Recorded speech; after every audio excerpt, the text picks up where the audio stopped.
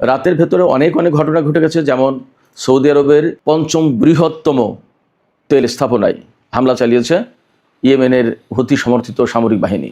এর পাশাপাশি সৌদি আরবের আসির প্রদেশের আভা শহরের কাছে অবস্থিত আরেকটি বিমান ঘাঁটি খামিস মুশাইদ, এই খামিস মুশাইদ বিমানবন্দরে হামলা চালিয়েছে ইয়েমেনিরা। এর আগে সৌদি আরব ইয়েমেনের হুদাইদা সমুদ্র বন্দরে হামলা চালিয়েছিল।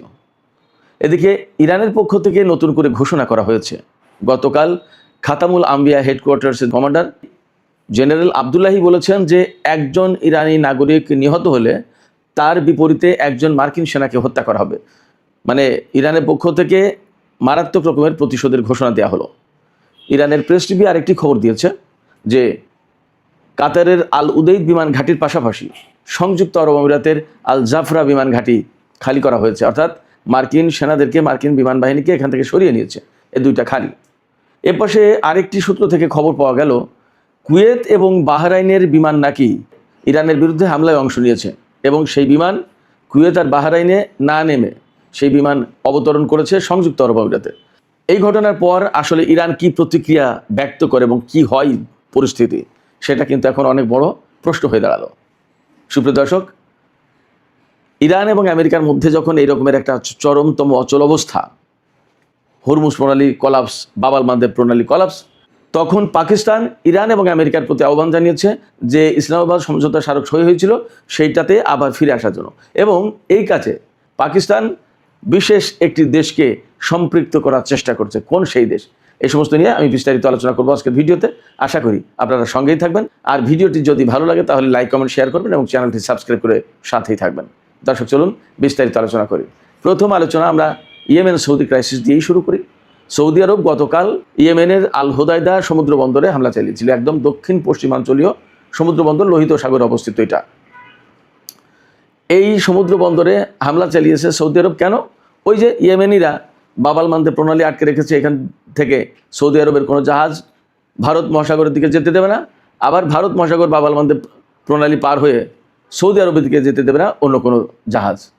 এই যখন পরিস্থিতি, অর্থাৎ এই রকম যখন অবস্থা, এবং এরই মধ্যে কার্যকর করেছে সৌদি আরবের জাহাজে ইয়েমেনি সেনারা হামলা চালিয়েছিল, সে খবর তো গত পরশু দিনের।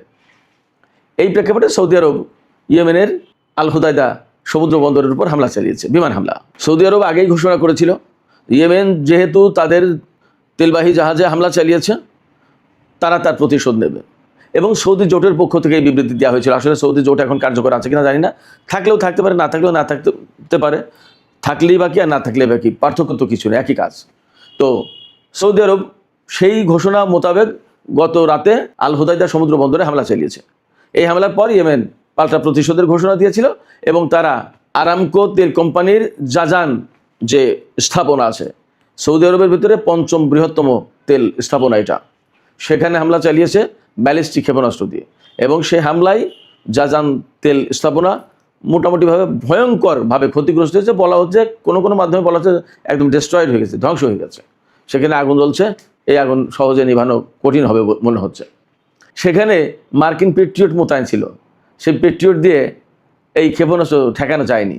আরেকটা সূত্র থেকে খবর পাওয়া যাচ্ছে গ্রিসের সেনারা যারা সৌদি আরবে মোতায়েন আছে, সৌদি আরবের সাথে একটা চুক্তির আওতায়, তারা ক্ষেপণাস্ত্র প্রতিরক্ষা ব্যবস্থা দিয়ে 2টো ক্ষেপণাস্ত্র, হুতিদের ছোড়া সম্ভবত 5টা ক্ষেপণাস্ত্র বা 3টা, 2টো ক্ষেপণাস্ত্র তারা ধ্বংস করতে পেরেছে। আর বাকি 1টা হোক আর 3টা হোক, ওই স্থাপনায় হামলা চালিয়ে একটা ব্যালিস্টিক ক্ষেপণাস্ত্র বিস্ফোরিত হলে যথেষ্ট একটা তেল স্থাপনা ধ্বংস করে দেওয়ার জন্য।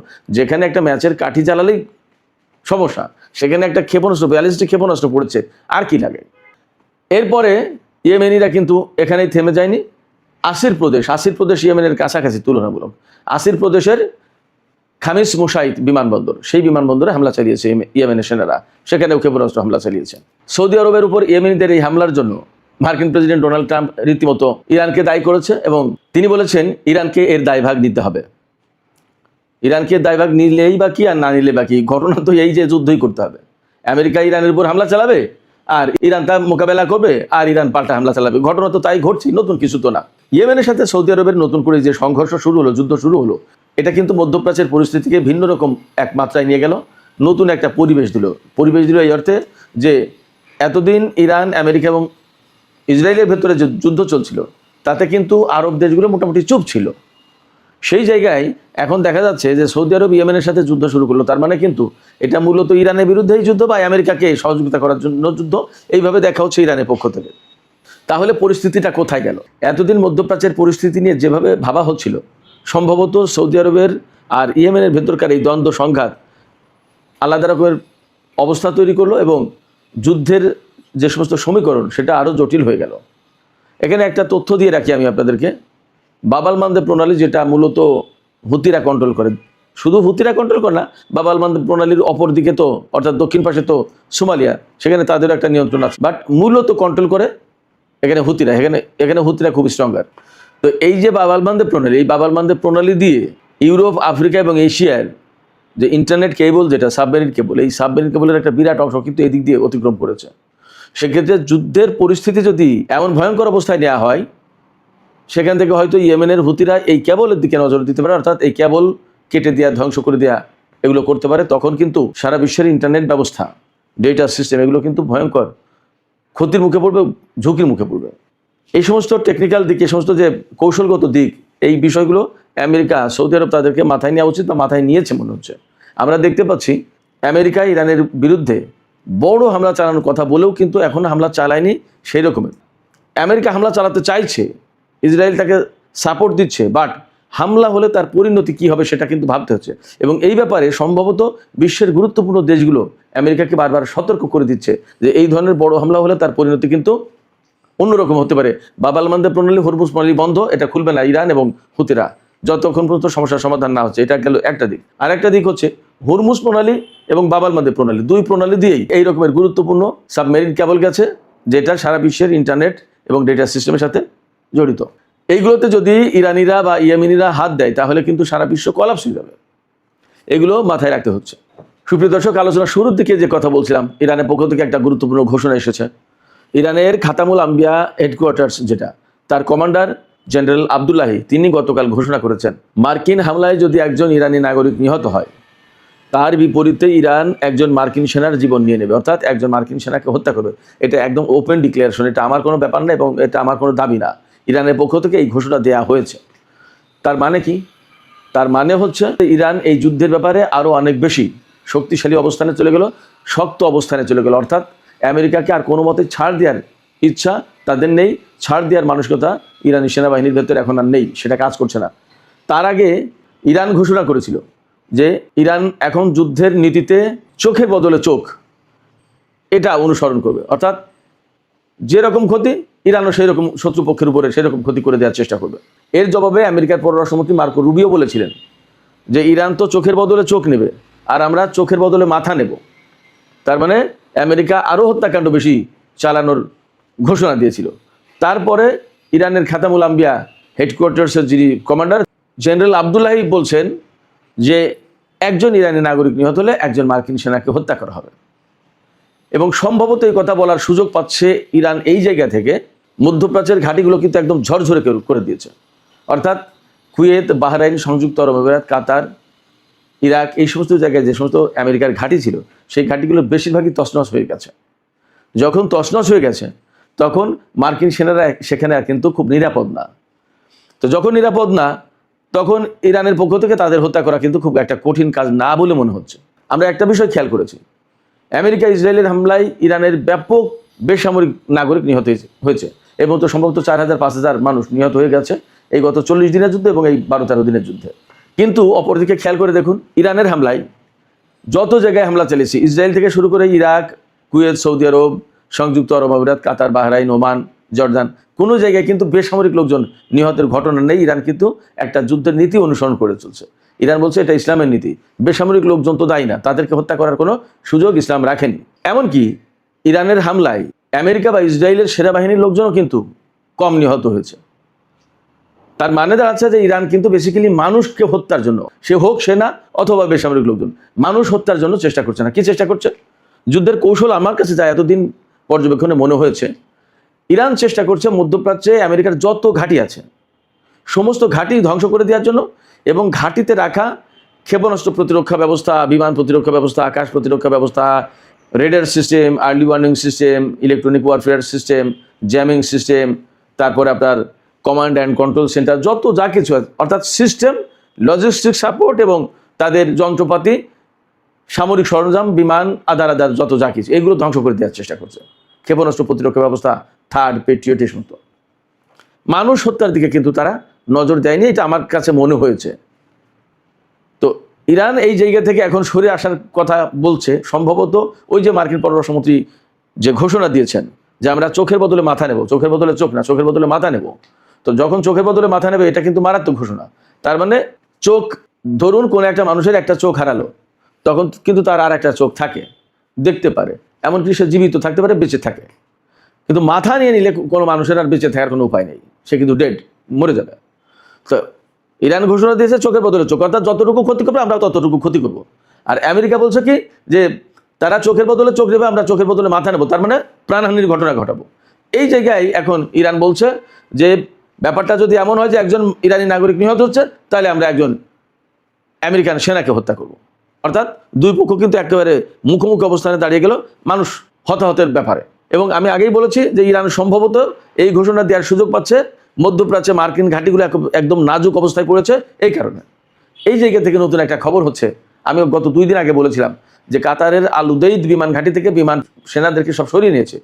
নতুন খবর হচ্ছে শুধু আল উদেইদ বিমান ঘাঁটি না, আল জাফরা বিমান ঘাঁটি, অর্থাৎ যে সংযুক্ত আরব আমিরাতের মার্কিন সবচেয়ে বড় ঘাঁটি, এই আল জাফরা বিমান ঘাঁটি, সেখান থেকেও বিমান এবং সামরিক বাহিনীর লোকজনকে সরিয়ে নেওয়া হয়েছে। দুটো কারণ হতে পারে।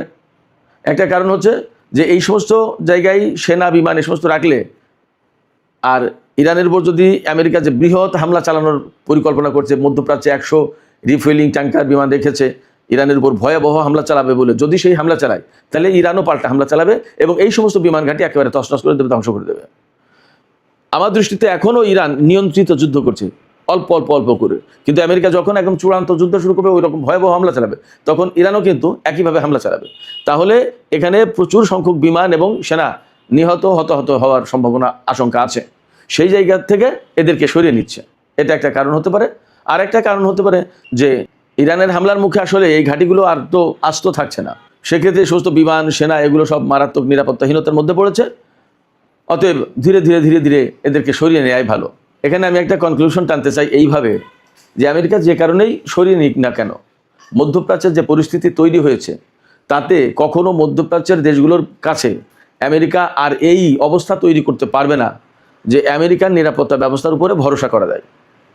এবং যদি মধ্যপ্রাচ্যের এই সমস্ত ঘাঁটি আমেরিকাকে ছেড়ে চলে যেতে হয়, তাহলে এই সমস্ত ঘাঁটিতে আমেরিকা আর সহজে ফিরে আসতে পারবে কিনা সেটা নিয়ে সন্দেহ আছে।